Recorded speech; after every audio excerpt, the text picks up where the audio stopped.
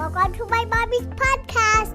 This podcast is sponsored by Juve red light therapy, or also called photobiomodulation.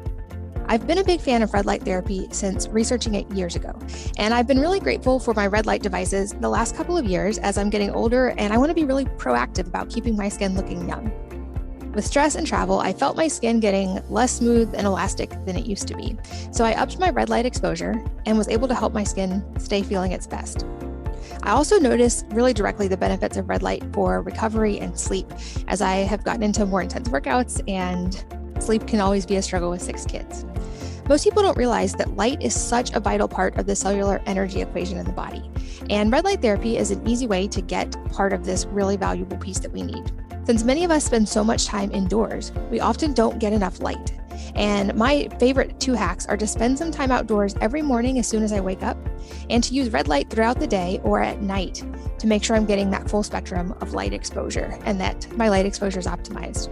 You can learn a whole lot more at their website and find the lights I personally use by going to juve.com/Wellness Mama. And they've built in an exclusive Wellness Mama discount at that link just for you guys. Again, that's joovv.com/Wellness Mama. This episode is sponsored by Levels Continuous Glucose Monitors.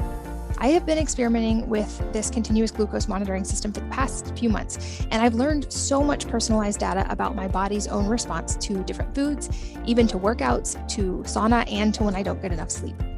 I've been using Levels, and this has made a significant difference in the way I track my glucose data, and especially as it relates to diet and fitness. Levels is cool because in addition to providing you with the continuous glucose monitor sensors, their app interprets your data, scores your individual meals, and allows you to run experiments across different inputs like diet, exercise, or even fasting protocols. They're backed by a world-class team, including Stanford-trained MD, top engineers from SpaceX and Google, and a research team that includes legends in the space like Dr. Dominic D'Agostino and Dr. David Perlmutter, both who have been guests on this podcast before. Health is so personalized, and this has given me a way to know the best foods for my own body, and it's helping me get enough protein and carbs while still maintaining weight loss. Levels is currently running a closed beta program with a waitlist of 100,000 people, but as a listener, you can skip that line and join Levels today by going to levels.link/Wellness Mama. So again, make sure to get the link right. It's levels.link/Wellness Mama, all one word. Hello, and welcome to the Wellness Mama podcast. I'm Katie from wellnessmama.com and wellness.com. That's wellness with an E on the end. And this podcast goes deep on things like pain and trauma and the inner work we do for health and healing, taking a holistic approach. And I'm here with Aleks Rybchinskiy, who's the co-founder of Primal Fusion Health, and they specialize in wellness education and primal integration, and especially how all of the areas of life, physical, mental, emotional, and spiritual, all interact for health. And he's a master CHEK practitioner and neurosomatic therapist with over 15 years of clinical experience. He's worked with celebrities, pro athletes, and people in all walks of life. And he guides his students to live in harmony with themselves and with others, addressing all of those areas at once. In this episode, we talk about his own experience of actually medically dying and what perspective he gained from that. We go deep on the mind-body connection, how this relates to things like pain and movement, and talk about something I've mentioned before, the book, The Body Keeps the Score, but how trauma and pain can somatically store in the body, and so much more. Definitely a wide-ranging episode, and there will be a round 2 with him that goes into some of the deeper stuff we didn't even have time to touch on today. But without further ado, let's join Aleks. Aleks, welcome. Thanks for being here. Thanks for having me.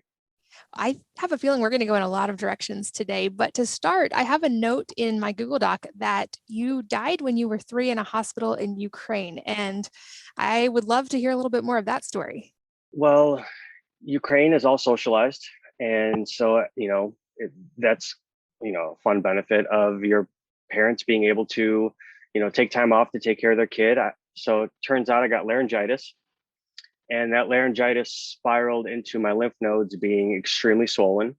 Then they take you to the hospital, and I have no recollection of this up until I did a lot of inner work and started seeing glimpses and snapshots of moments of that, and also combined with so my parents won't tell me this story. So Sarah actually pries information out of them in casual conversation, and I found out through her telling me more information.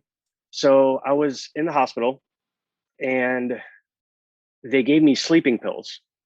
And when my mom asked the doctors why they gave me sleeping pills, they gave the answer they gave her was, we wanted to let you get some sleep.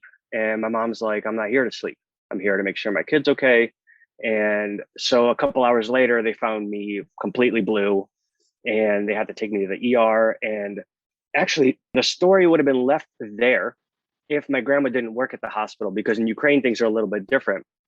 How it works in Ukraine is once you go into the ER, the parents get sent home. So it's not like people's experience of the ER is here, where they're able to stay in the waiting room, wait with their kid, make sure everything's okay. No, this is like, hey, we'll call you back when you get home. So the moment they got back, what ends up happening is they find me with a trach, and I talk like a robot, and I can only imagine what went through my parents' minds. So while I was in the ER, no one really knew what happened until after. My parents were curious why I came back with trach, why it escalated to the way it escalated. And so my grandma went and started, who actually passed away in November.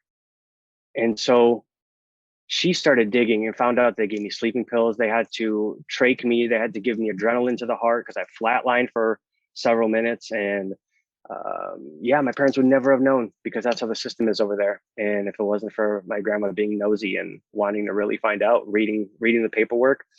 And so, that's how the story has been written so far. And I almost drowned when I was 1. So that's a whole other story. Almost drowned in a lake, an ocean on vacation. So that was fun. Wow. Well, and even though it sounds like those things were maybe like logical memory, I know that there can be like a very much an emotional impact from experiences like that. Do you feel like that shaped your perspective later on, especially now that you're unpacking some of those things as an adult? 100%. I've wondered why my perspective has been different than most people's. I've gone through a lot of, I don't even want to call them mental health issues, because I feel like that's like a big buzzword that gets leaned on a lot. But I went through a lot of struggles mentally to grasp why I feel different than when I communicate with other people about their experience. And so dying gives you a whole different level of being on this planet, where every breath you take is amazing. People get up in the morning and they rise and they go, oh, it's Monday. I'm like, I'm glad to be alive. From knowing the story, I'm like, I should have died back then, but tides turned in my direction. And I'm like, every time I'm breathing, everything in my body is happy. And so even during the hard times, I know that too shall pass. And then I keep moving through, because I remember, actually, an interesting thing that I'll share is dying is very peaceful. Dying is one of the most pleasant experiences that you will ever go through. And so when people are afraid of dying, that actually act of disconnecting from your psyche and your body and being everywhere and nowhere at the same time and feeling the presence of everything is overwhelming, and it's so beautiful. So now I'm patient. I'm like, oh, there's always time to die. So that's been my biggest takeaway, is how interesting life is, knowing that it could have gone in any direction, but I'm here now. And I think that's how it shaped it, and bringing back a lot of the things from the other side, I would say, where my brain tends to be tuned differently. Yeah, I share a little bit of that experience. In the birth of my third child, I hemorrhaged, and he was born via emergency C-section. And after he left the room, I like flatlined for a minute and had that kind of indescribable experience you mentioned of just like being aware that I wasn't in my body at that point, and the kind of that, and I actually now have the words memento mori on my wrist, which mean remember that you will die. And there's actually some interesting data about how, we are afraid of death, like you mentioned, but actually thinking that and keeping that in our awareness tends to actually bring happiness as well. It's kind of a contradiction there, but thank you for sharing that story. That's a beautiful perspective. I feel like if from there to jump into some other topics that won't be quite as deep, at least to start with, you come with a wide variety of expertise. In the researching for this podcast, there's so many topics that you can speak to. And I'd love to actually start with the idea of biomechanics, because a recurring theme on this podcast in the last couple of years has been very much the mind-body connection. And I ended up processing a lot of trauma by using somatic therapies and reprocessing through my body things that I thought were just emotional. And so that's something I've heard from a lot of other people, that they're kind of in that similar place and trying to understand. And I know this is also an area that you do have quite a bit of expertise. So to start broad, can you kind of walk us through, I have a quote from you in my notes about when you unkink the hose, the water flows, but walk us through the idea of biomechanics, and we'll use that as a jumping in point. So the whole body, the osteopaths, and I'm pretty sure it's osteopaths, so I'm going to stick to that for now until someone corrects me on it. But there are certain ranges of motion that the body functions better in, and in neutral. And when I say neutral, I mean not a flat line. So there's 15-degree curvatures that happen through the body that come from the base of your skull all the way to the coccyx in your tailbone, as they call it. So there's 15-degree curvatures happening at all times. And that should be maintained when we are in our resting position or standing position. And because the foramen, where the holes where our nerves come out of and our arteries and veins come out of, that's the optimal opening for them to function. So that way, when you move from neutral to the position, let's say it's picking up your child or putting something on a shelf, or it's moving the couch, you're not staying there for a long time. So the same analogy is we're not sitting behind a desk at all times. That's why ergonomics are extremely important to restore our biomechanics, so that way everything flows correctly. And a lot of times people are trying to fight this idea of time. They're running out of time. And so they start moving improperly, and then their body develops impingements, nerve pain, musculoskeletal pain, and then they go try to get those treated, but no one ever addresses that their curvatures need to be addressed. Their pelvis needs to be in the proper alignment, their neck and even their cranium, everything has a little hole that it passes through. And so if those things are squeezed, like for example, I like to use the example of the vagus nerve. A lot of people have studied it, a lot of people know about it and how it controls the digestion. Well, the vagus nerve is part of your cranial nerve. Your stomach tells your brain what's happening. Most of the time, everything outside of the cranial nerves, a lot of people may have experienced this, where they put their hand on a stove and then they lift their hand and then their brain goes, ow, hot, but it's not the simultaneous action. So that's because there's relays that go, okay, well, before we tell him it's hot, we need to make sure that his hand leaves the stove so we don't burn ourselves. But the cranial nerves go directly into your brain, and the vagus nerve, being, I can't remember if it's the 8th or the 10th one, goes, I think it's the 8th, goes through your atlas, which is your C1 vertebrae, which is what your very top spinal segment that your skull sits on. And if your atlas is rotated and misaligned, what ends up happening is it impinges the way the current goes to the organs that it controls, because your vagus nerve controls your digestive system, amongst other things. And a couple of other quirky things like your gag and your burp reflex and like choking reflexes.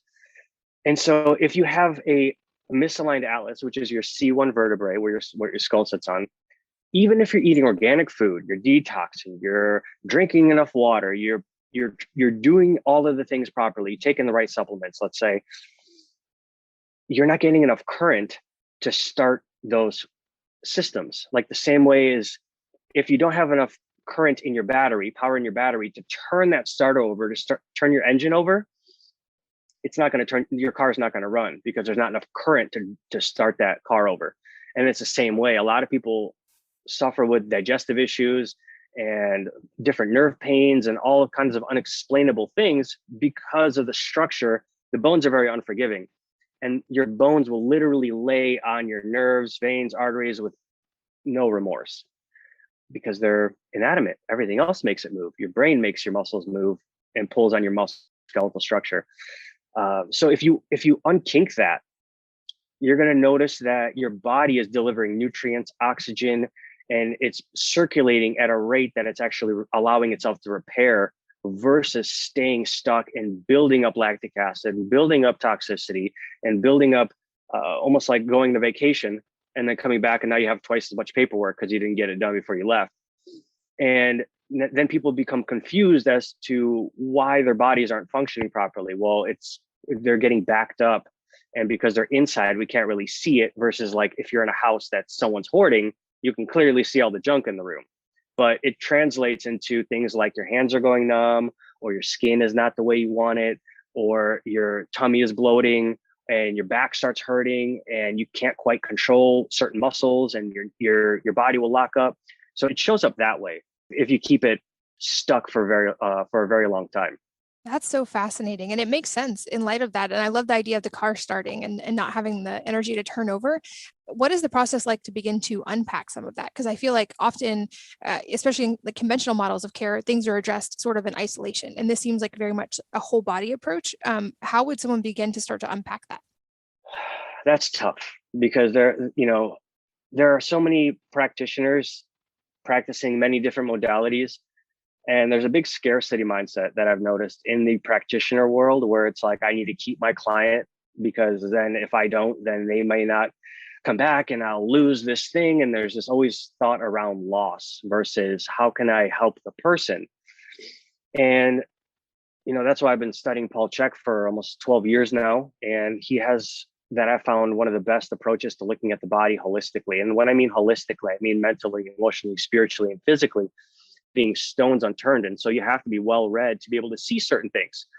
For example, people will ask me, why is no one talking about dental stuff to make sure, well, if your mouth has to be in a specific alignment and have enough forward growth. And, a lot of us weren't breastfed or we don't eat right. And that's going to stunt our development of our mouth, which is a whole other conversation. I don't know if you want to let me get into that, but we need to make sure that whoever you're looking to get help from is looking at other aspects of your life as well. But most people, if they don't know that there are practitioners out there that can literally grow your whole jaw forward without cutting it open, and there are dental appliance work as an example, you'll go, well, I don't know what to do with this, so I'm going to pretend like it's not there. And then when someone comes around, you'll go, well, yeah, it's a problem. And you sound almost like a fatalist, like, your life's going to end, sorry, we can't do anything about this. So the best thing to do is treat your care like you would a mechanic. Because if you take your car to a mechanic and they don't fix your car and they go, actually, let us try again. And you're putting money into a mechanic that isn't making progress, that's where you have to try someone else. And a lot of people get stuck behind, I really like this person, or, we have a relationship, or something is like, they're giving me something, they're giving me a friendship, or I like their family. But what they're doing is they're also spending money in a place that's not returning a service. And I'm constantly telling people that I don't care if you like me. I know you will, because I'm a very likable human being, but it doesn't matter if you like me to me or not, as long as I'm giving you the truth and making sure that you're getting the best care possible. And then you're moving in the right direction. So one day you don't need me. So it all depends on where the person is coming from. Like there's so many resources on food. Like you have to make sure you're eating the right food. You're getting it right, correctly sourced and in the right quantity too. So playing with all those things, not being afraid to, try a little bit more, try a little bit less, research about detox symptoms. Hey, I'm feeling this way. Does anyone else feel this way? A lot of this is going to take more responsibility to take care of your health, because as most of us know, that we can't put our responsibility into another person's hands until we find that person that can fully take care of what we need, but also not take our power away is most important. A lot of practitioners and a lot of people want to give you the answers versus teach you how to not need a person anymore. And that's huge for me. I want to make sure that even if my process takes 3 times as long, I know in the long term, I'm thinking about this person when they're 60, 70, 80 years old, that they'll be able to grasp their health when I'm doing something else, or they're in another country, or so that way they're constantly not relying upon me to be their answer. So for me, this is more of also an educational system. So finding someone that here's a good cue.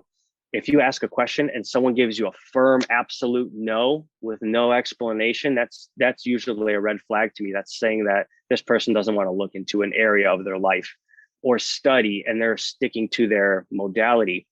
And when I refer people to other practitioners, I always get to know the practitioner, or I give them a disclaimer like, hey, I don't know this person, so tell me what your experience of them is. And if they do other things that could interrupt my clients' or patients' progress, I have to be very specific. You're going there for this, and here's why. And everything else that they're doing is wonderful, but it's not for you right now. And you can dabble with it if you would like, but I don't recommend it. And I give them reasons. And then I try to educate the person as much as possible. So looking for someone that is willing to take the time to explain, and not only with their explanations make sense, like, because people aren't stupid, really. You know, they have an inherent sense for truth, even if they deny some of it, but inherently they know the truth. And that's what we're really looking for.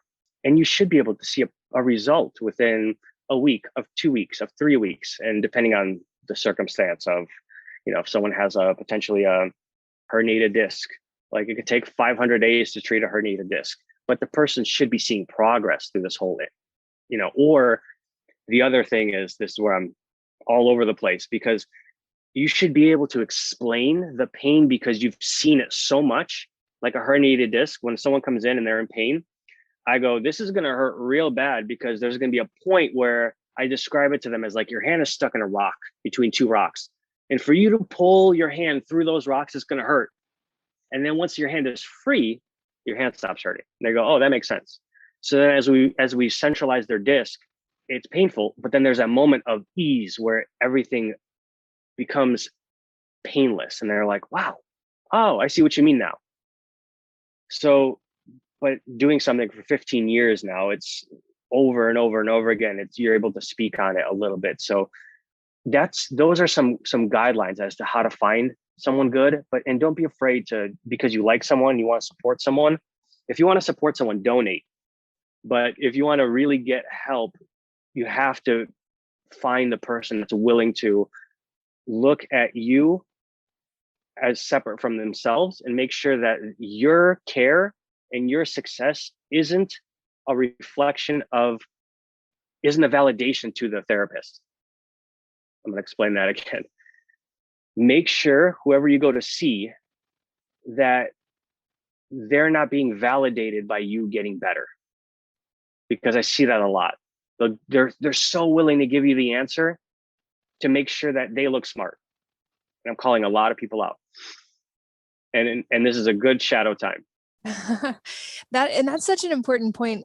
I've talked about that before in relation to just like physical healthcare. And I've used the term, we are each our own primary healthcare provider, and we should find practitioners who can be good partners in that. But at the end of the day, the responsibility, the ownership lies with each of us. We can't outsource that. And I think, to your point, this is a really good point. It also applies to mental health care providers, to spiritual health care providers. We each have to take the ownership of those things and find those pieces that are going to work for each of us, but also be willing to step away. Or I've said, I fire a doctor if they're not a good partner in that. And in any of these cases, you're hiring someone to help you. And so to your point, like if they're not helping you, find someone who is going to help you. And I love that you brought up all the aspects of that, because I think in the Western model, often they get talked about in separate pieces. And there's like the physical side of healthcare, there's mental health, and then there's spirituality. And I think my lesson has been in the last couple of years learning just how intricately all those things overlap, and how we have to take a whole body, kind of whole person, all of those aspects approach. And I have a note also as well about like pain being a teacher, and pain arriving with increasing volume if it's not addressed. And I think maybe that ties in here as well. But can you talk about, like, you mentioned pain in the aspect of like, there can be acute pain when someone is in that process of healing, but kind of like pain as a teacher and it reoccurring? Yeah, I mean, pain shows up whenever we're not in alignment with what we're supposed to be doing. I remember being a kid and trying to put a fork in an outlet and blew the fuses out of the house and caused me some pain to the house, and as a silly example, but it was telling me that this is not a good idea. But if we've spent years collecting and ignoring pain in our bodies, to unwind that is going to be also painful, because these tissues are so ischemic, they have no blood flow moving to them. And that repair process hurts. And I tell people a lot, your first day is going to hurt probably the most, because these tissues haven't been touched maybe ever. And everyone gets their shoulders massaged, so they're used to some pressure. But when you start working on muscles in the armpits and the thighs and the calves, or inside between bones that people have, or the front of the neck, for example, that have never been touched before, it's like trying a new food where you're like, I don't know how to process this. I've never tasted this taste before. And but after the first time, people go home and they come back, and there's a chance for blood to go in and do its work and clear up some of that lactic acid and toxicity. A lot of people, for example, they may not poop for a couple days, and then they'll have the best bowel movement of their life, and then it starts up again. So there's a process to it. But to speak on the pain again, this happens mentally, emotionally, spiritually, physically, right? If you're doing a squat and your back hurts, okay, we need to change something. Probably shouldn't push through it, or we're compounding these issues and making things worse for our bodies long term, because we're building something called engrams, which are basically, each muscle has its own sequence of movement. And to fathom how everything moves in a perfect unison with each other. And so when you take all those sequences of movements and you put them into one pattern, and we label them: squat, deadlift, bench press, pull up, we have them all labeled, and our body takes those words and it sequences our muscles to create those actions.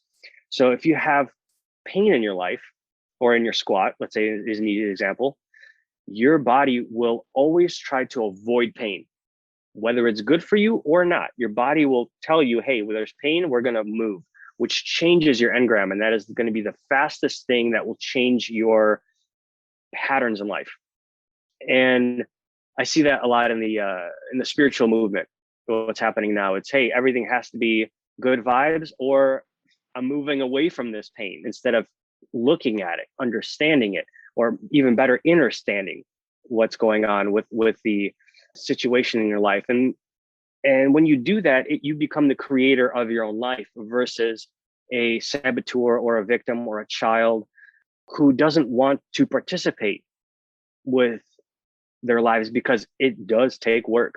It does take time to lay on a foam roller. It does take time to research about what things. I mean, people spend time listening to these podcasts to make sure they're getting the best information every week, and it takes time to do so.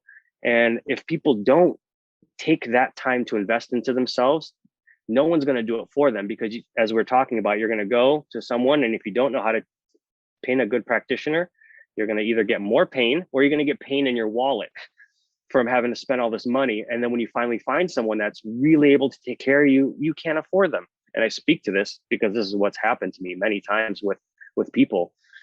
And pain is another way of looking at what in your life needs to be changed, outside or inside.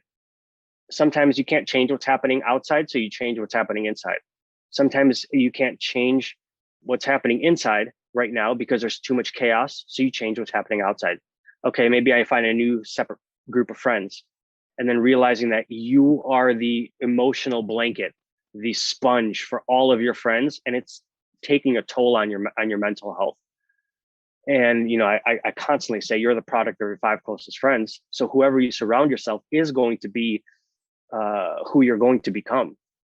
If you're not stable and secure enough in who you are to be able to overstep your boundaries. And that's ultimately what we're trying to create, a person that is so solid and stable in their own values and dream that no matter where they show up, they won't bend to their environment, because they are the creator. They have so much responsibility in their own self and will to carry out the beauty they see in the world. Hey, let's go out to a bar. I'm going to go paint, because that creates less pain in my life. So that's how I see pain.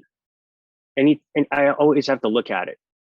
And most of us don't want to look at it. Yeah, I think often the reaction is to move away from it rather than to lean in and learn from it. Certainly, that's definitely instinctually for a lot of people. And from researching you, I think something else that's really unique in your approach that I think is super interesting to delve into is kind of looking at the, as you put it, macro to micro to macro. And so I'd love for you to explain what that means and how you integrate this into your approach. When you look at things from only a micro lens, so you look, let's say you go to a general practitioner, as an easy example, and they say, hey, you have this, we need to refer you to a specialist, which is a micro. So they only focus on your knee or your bowels or your elbow or whatever the case is. But they don't end up talking to each other. Then something else goes wrong after, let's say, then you get a medication to have this subside. But then you go back to your general practitioner to reevaluate, and they go, well, how's your knee doing? Well, knee is doing great, but now my back hurts. Okay, well then let's take care of that. And then, hey, now your back hurts, let's send you to a PT. And then none of these people talk to each other, which is a shame. They take notes, but they don't have a conversation. They spend 10, 15 minutes with someone and they're like, all right, out the door, because how the system is created, it's almost like a revolving door, and they have to, or else the doctor or practitioner can't sustain the business. And it's tragic that that's how they're set up. They have to see 30, 40, 50 people a day in an 8-hour window or a 12-hour window to make their practice work, so they can pay off their bills and all the expenses and feed their family after all that. And so when you're looking at, like, let's go back to the body. When you're looking at a emotional level, you have anger. You look at it as anger, and you look at it on a macro level, which it's how it's affecting your body. It's affecting my personal relationships. It's unless I work out, oh, that helps. I can work on my anger. I don't have to work on my anger. All I have to do is work out. And then your body goes, hey, but when we work out, we have pain. Yes, you emotionally feel better, but now your knees hurt because you're overdoing it. And then you do that enough, and then you find out, I actually don't feel better unless I work out. So what happens if I take a vacation and they don't have a gym? Oh, anxiety, anger, pain comes back. So by looking at things on micro levels and not seeing how they act at a whole level. So the idea is behind this is going, okay, well, you have anger. You're angry about something. Now you have to dissect all the areas in your life. Okay, well, where am I angry emotionally? Where am I angry mentally? Outside and inside. Where am I angry? Is there something in my body I'm angry at? Is there something in my thoughts? Are my thoughts angry? What am I angry about? And you look at everything on a microscopic level, and then you bring everything back together and look at how they impact each other. So then you go back and you go, well, how is me exercising and letting go of my anger, how is that helping me with my knee pain? Actually, it's making my knee pain worse. So that's looking at it on a macro level. On a micro level, anger, I can manage with exercise. Okay, cool. But after I exercise, now my knee hurts. So now if you go to a knee specialist, you keep sticking to the micro level.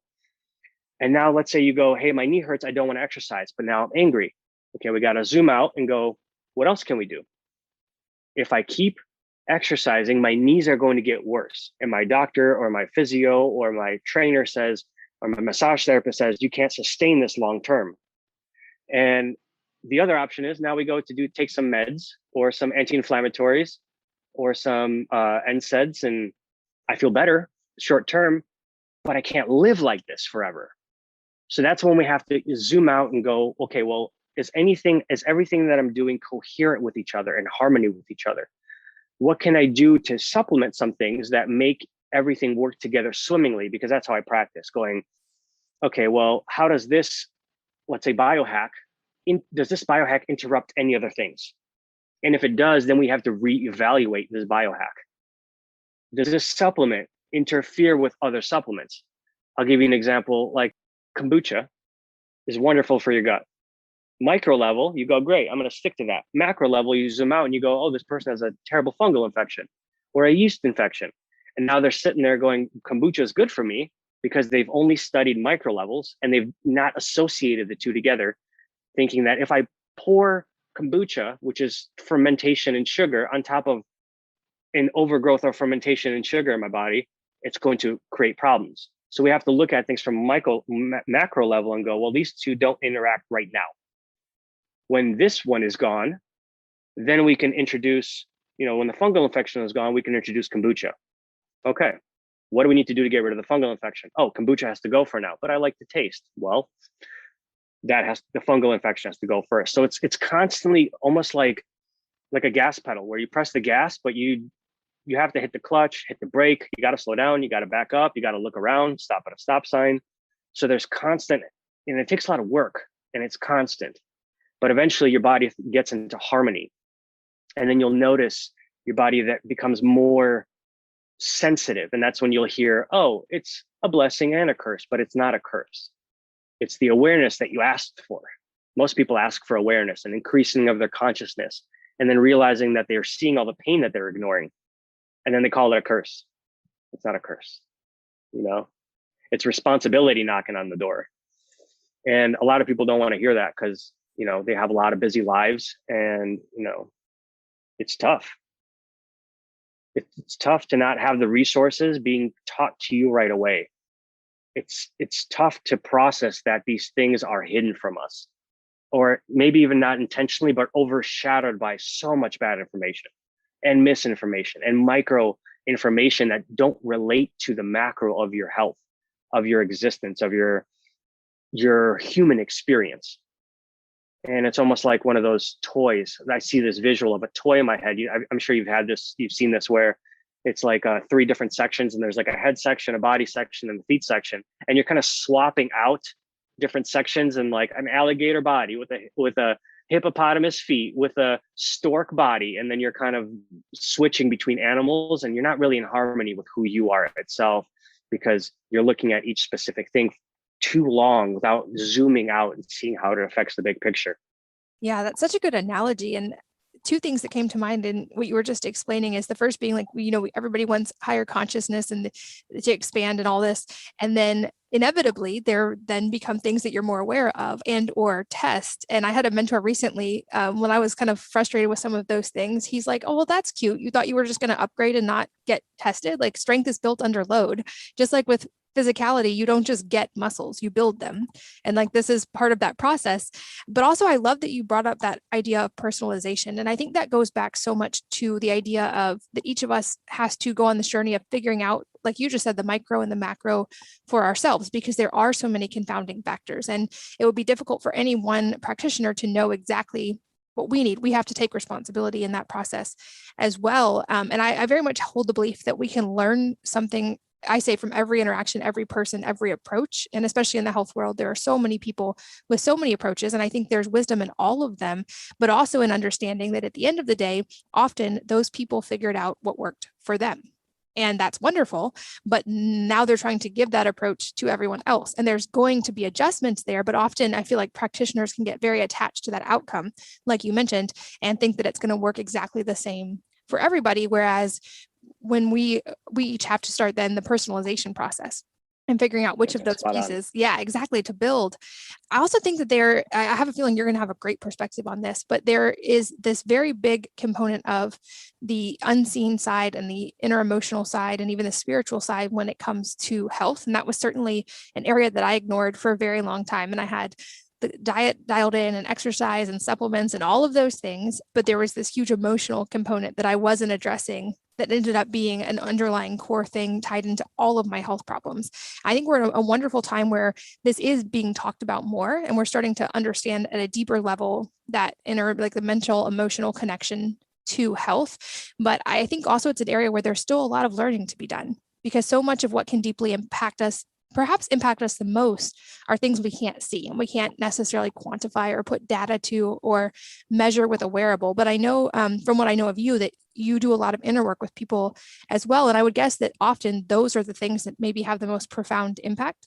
What I like to start when I say, before I even have this conversation, is if we take a pie chart to kind of like prep the audience for this. So we take a pie chart and we cut it into 4 pieces, and we label it mental, emotional, physical, and spiritual.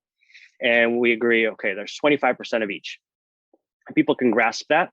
Then we go, okay, well, when you look at physics past Newtonian physics, and that atoms are 99.9 to the 6 or 7th decimal percent space. And so they only contain about 0.00 to the, well, 0.00 to the 6th or 7th decimal matter. And we are atoms, which make up molecules, which make up cells, and so on. So then when you take that pie chart and you actually implement how much physical matter actually exists and we participate with, it's less than 1% of our whole existence. And it's hard to see the emotions on a screen. You can tie yourself up to or hook yourself up to an electroencephalogram or some kind of EKG, and you can think about how it impacts you, and you can see it show up on a piece of machinery. But you can't really cut someone open and find their love, or how much love they had for their children, or how much insecurity they had, or how much pain that they carried from their childhood. You can't find that. You can't open up someone's brain and find their mind. Their mind is separate from the brain, but the brain is what allows the mind. It's almost like a conduit for it to function. Like the same way you can't cut open a dancer to find the dance inside of them. And it's really important to, we're conditioned to be in this physical world, and everything is physical. Everything is, we're conditioned to authorities. A equals B. If you need to learn something, you go to school, and then the authority is the teacher. You get pulled over, the authority is the officer. You go to the doctor, the authority is or you go to the doctor is the authority. And so we're constantly conditioned to receive a result. We speed, we get a ticket. We go to school, we get a grade. We go to the doctor, we get a pill or a prescription or a referral, and they'll take care of your problems. They'll take care of your problems instead of looking at it from our perspective. So especially if you want entertainment, what do? You go to Instagram, where you get an instant gram of dopamine every time you log on, and the TikTok, watching your time go away. It's like it's told to us right to our faces, and it takes some practice to be able to operate in this world without being consumed by it. And so you have to have that conversation before we even start talking about how your organs are actually the vessels that process your emotions, and they are stored in the body. And I don't know if you've read the book, The Body Keeps Score. I mean, I can't. Is that that's Gabor Mate, right? I don't remember who wrote it, but that was a really profound book for me. It's not something. Is Vanderkok? It might be him, or he wrote the Didn't Start With You. Bessel van der Kolk. Yeah, him. Yes. Okay, so most of what we experience on a moment by moment basis truly doesn't exist. We perceive it through the way the light hits and reflects the matter, and then we interact with the matter because it's slowed down enough that we can't pass through it. But the same way as I know a lot of people can relate to this. How many times have people left a relationship and felt amazing? How many people have experienced a breakup and they felt like their heart was falling apart? And it's even built into our conditioning of how we speak. When we get butterflies, where do we get them? We get them in our stomach. Anxiety lives and processes through the stomach. Anger processes and joy process through the liver. And it's funny how it's called the liver, because it's either your joy or you interrupt that joy with anger. So if we live only on the physical model, we're going to ignore 99.9% of our existence. But that can't be seen through a physical lens. We have to be able to feel it. And the more we get in tune with who we are, the more we won't project onto the world, and the more we have success with finding out who the person in front of us is and how we can best guide them. Because if someone's going through mental emotional stress in their relationship, and you go to them and they're going to give you the relationship they wish they're able to take, they wish they were brave enough to go through. And versus, that's when we talked about in the beginning, it's really important to have the practitioner know who they are and not be reliant on your success. To add in what you were talking about, how someone does, let's say, veganism or carnivore or keto, and they're like, this is the best thing, I'm going to tell everyone, even though if they're not doing well, it means you're not doing it right, obviously. And it's getting past our own conditioning and finding out what works for us, and getting past our own emotional heartaches and our own emotional pains. Because I don't know how many people I've seen with shoulder pain that also have anger issues. I can't even tell you how many people I have had with back pain that have fear issues, because your kidneys, they process fear. This, the adrenaline, what happens when your kidney processes all the water. And this is a nice little timeline. The kidneys process all the water in your body. What happens when you're scared out of your mind? What happens? We all know about the sympathetic nervous system: fight, flight, freeze. What happens when some people get scared so bad they urinate themselves? Fear overrides your kidneys and bladder's natural function, and it goes, I'm consumed with fear, and I need to show that to who I'm in front of. Maybe they'll have some empathy because I have no words for them. So it lives through us every single day. And like we were talking about macro and micro, it's completely separated from the system of health. And if you want to get your mental health treated, you go here, and they have a system. And if you want your emotions treated, you go here, and that takes care of that. If you want your body treated, that goes here. And if you want your spirit, well, go to a church. That's where that gets treated, or wherever your religion sends you to. So they're all separate. But when you go to a church, they're not asking you about what you're eating. If anything, you go to a church, you're going to find a basket of donuts sitting right there. And then you're wondering, why you're all hyped up and anxious. Well, the analogy I like to give people is when they're in the office and I go, here's how food impacts your emotions. You're sitting here in front of me, competent and clear-minded and present. And they go, yeah. I go, okay, well, what if I gave you 20 teaspoons of sugar? What would you do? And I told you to calm down. Would you be able to calm down? They go, probably not. I go, of course. So now if we drip that in through our system and our blood sugar's up and down all day because we don't know what harmonizes with our body, because we don't know what gas we're putting into our system, of course we're not going to be able to manage our emotions. Of course we're not going to be able to manage our thoughts.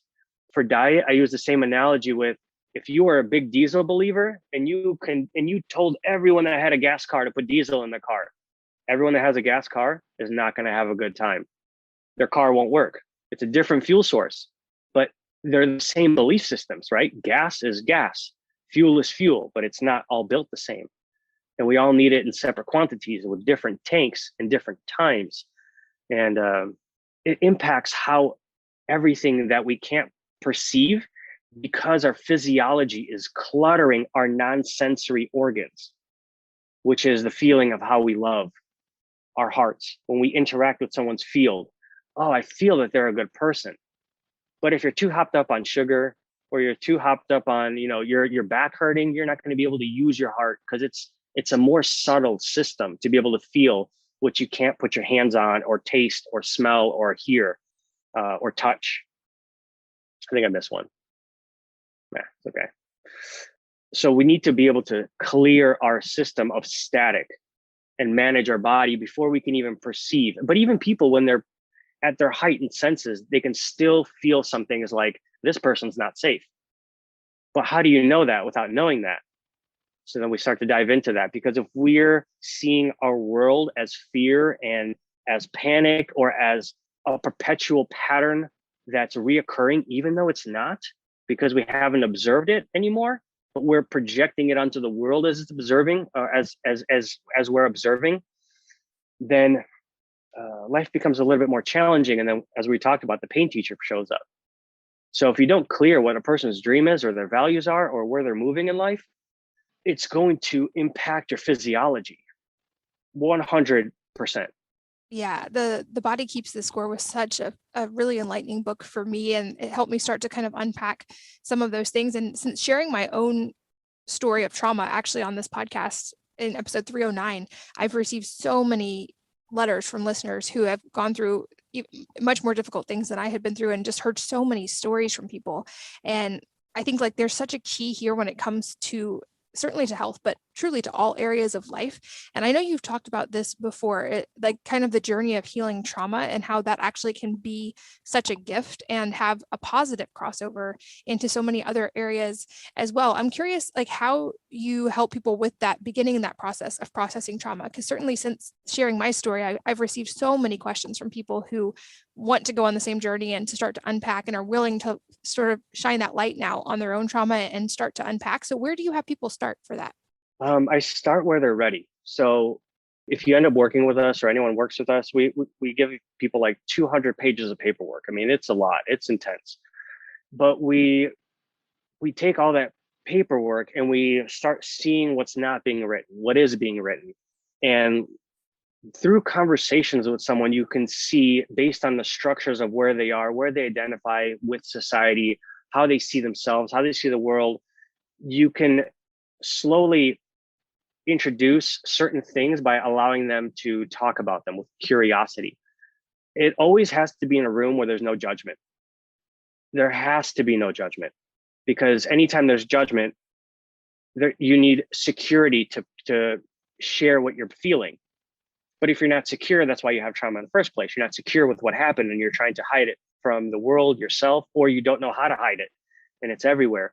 So depending on what trauma it is, it's learning how to, actually Paul Chek calls it surrounding the dragon.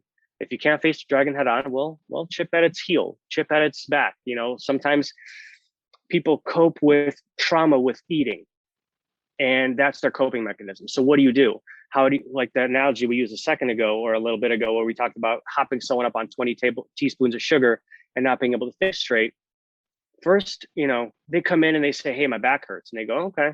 Even though you've read through their paperwork, they're telling you things that they don't even realize they're telling you, because you're a space where there is no judgment, there is no criticism about this.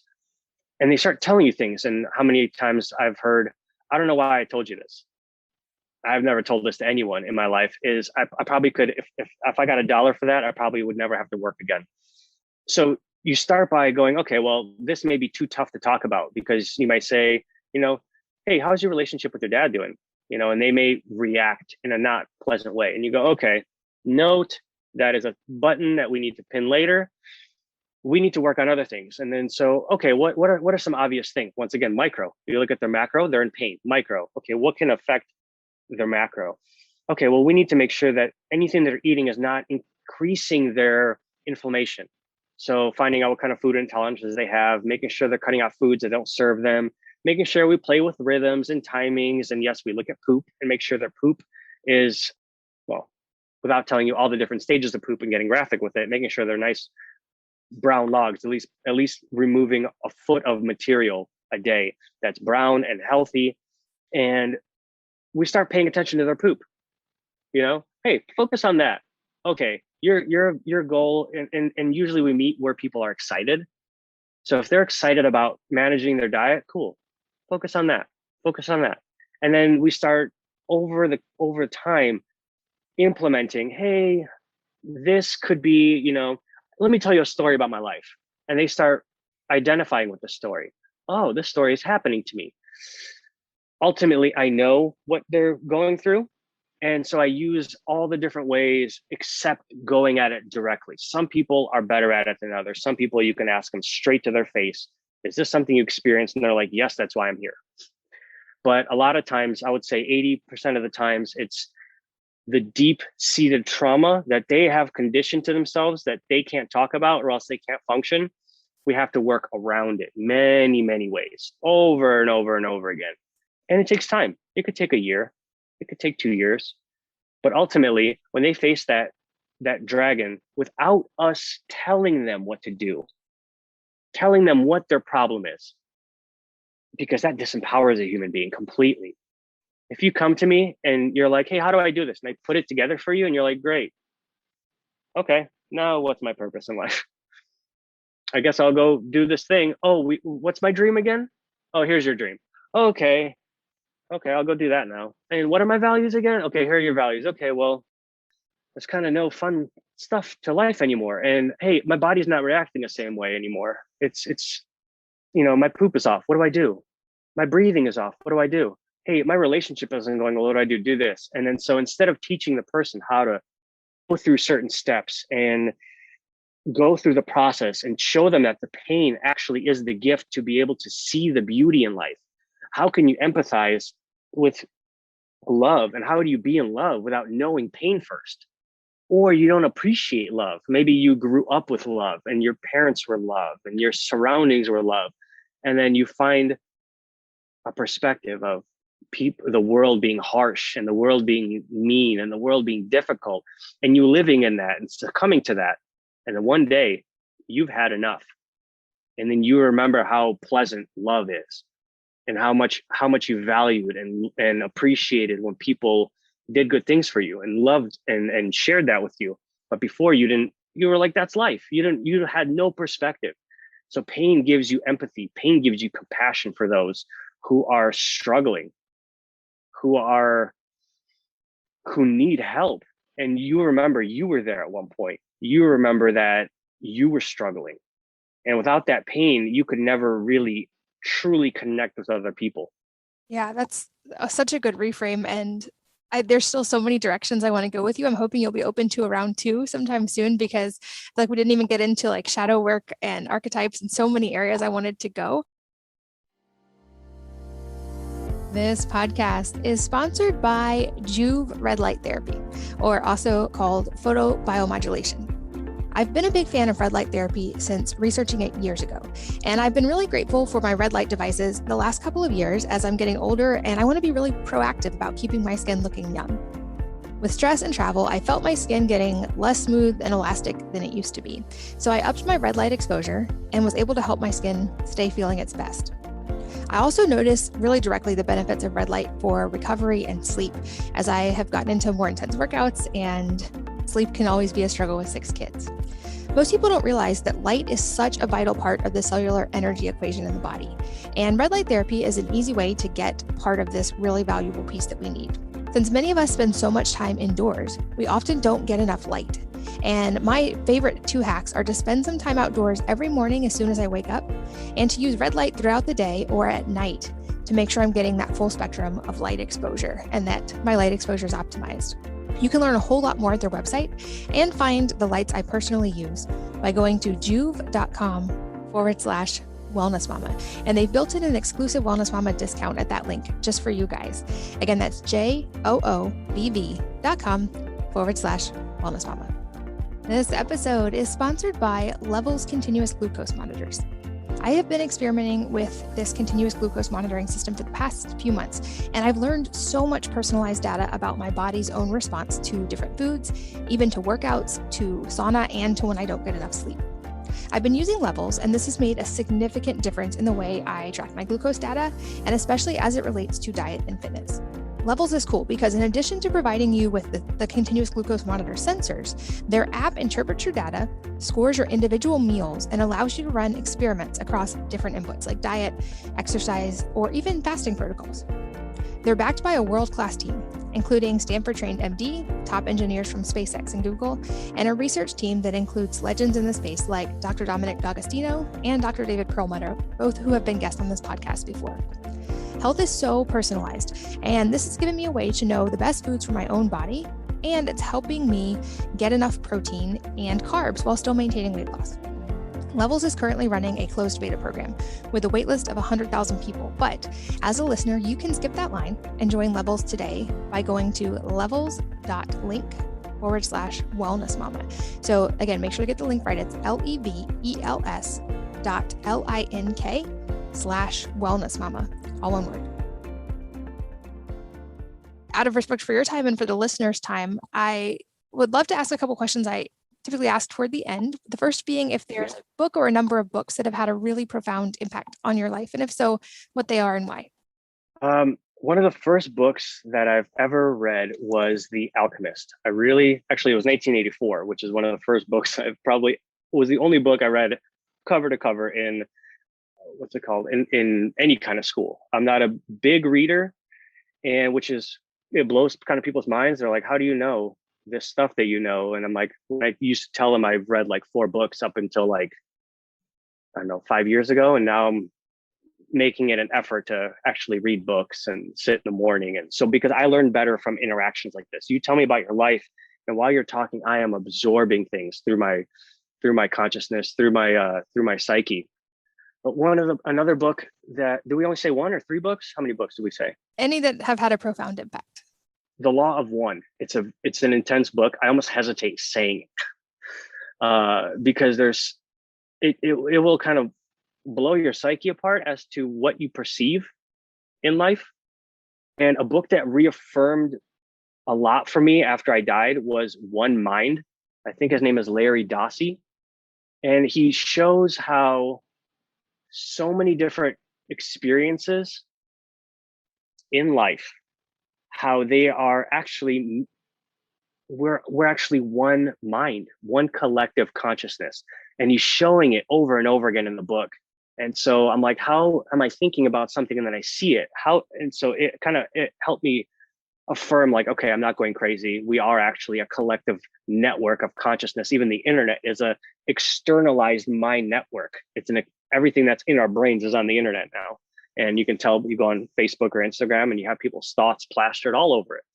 So those several books were very profound to me, or either affirmed to me what I'm doing is I'm not going crazy, which is great. The Law of One is a new recommendation on this podcast. I'll make sure that's linked in the show notes, as well as the others you mentioned, and The Body Keeps the Score, which we already talked about earlier. I think a great one and a starting point, especially for anyone who knows and is aware of trauma. That's one I would highly recommend as well. Have you heard of It Didn't Start With You? Yes. In fact, that has been one of my recent reads. I'm glad you brought that one up as well. I'm just starting to delve into that world. Can you give a quick overview for anyone who's not familiar with that one? Yeah, it shows people how your trauma, I'll give you one of the most profound examples in the book, and shows how whatever you think you're going through didn't even start with you. It started with your mother. But how did it start with my mother? That you can grasp. But then how did it start with my grandmother? And how is that passed down from so many generations? What is this karmatic trail that's following me from the way we perceive the world? And so in that book, they talk about how when you're in your mother's womb, or in the eggs, your mother, let me start over. When your mother was in your grandmother's womb, at about, I can't remember if it's 5 weeks or 5 months, that the woman has developed all of the eggs that she is ever going to have in her life. So while your mother is in your grandmother, you are one of those potential eggs inside of your mother, which is in your grandmother.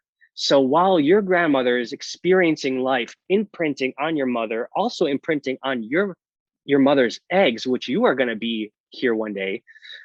On top of that, now when we look at, since if it's your grandmother being pregnant, then how many of us have grandparents around here right now? So that means she's also being imprinted on by her parents and also her grandparents. So there's 5 lineages right there of trauma experiences being passed down through our mental, emotional states, through our psyches, and being imprinted on the generation before it, almost 5 generations previous. Because when you get raised in a tribal society, you get raised by your grandparents. So your mother, while she's, is pregnant with your mother, while you're in the egg in your mother's body, she's also probably being helped by your grandparents while your parents are working. Her parents are working. So it gives you like a working concept of how you can start addressing karmatic ancestral traumas that have occurred through our lives. It's a beautiful book. It's intense, especially if it's a new concept to you or to people. I'm really glad you brought that one up. That will definitely be linked in the show notes as well for you guys listening. I highly recommend it. Also, very, very fascinating and definitely deep, worth delving into. And you mentioned people working with you. I will, of course, have that link in the show notes as well, but just give us a quick overview of where people can find you online. They can find us at primalfusionhealth.com. They can find us at theprimalpride.com. Which is our community site. Our Instagram is health.performance.engineer or at primal_fusion. And then feel free to reach out. We're very accessible and we enjoy making sure that people get taken care of and are linked to the right area and are making sure that their care is at the utmost. And yeah, Sarah and I have a bleeding heart for people. So whatever people need, they can reach out, and we'll do our best to make sure we can help. Awesome. Well, thank you so much for your time today. I look forward to hopefully a round 2. And you guys check out wellnessmama.fm for show notes with links to a lot of the things we talked about, as well as to your site so people can find you. But thank you for your time. Thank you. And thanks to you guys, as always, for listening and sharing your most valuable resources, your time and energy and attention with us. We're both so grateful that you did. And I hope that you will join me again on the next episode of the Wellness Mama podcast. If you're enjoying these interviews, would you please take 2 minutes to leave a rating or review on iTunes for me? Doing this helps more people to find the podcast, which means even more moms and families can benefit from the information. I really appreciate your time, and thanks as always for listening.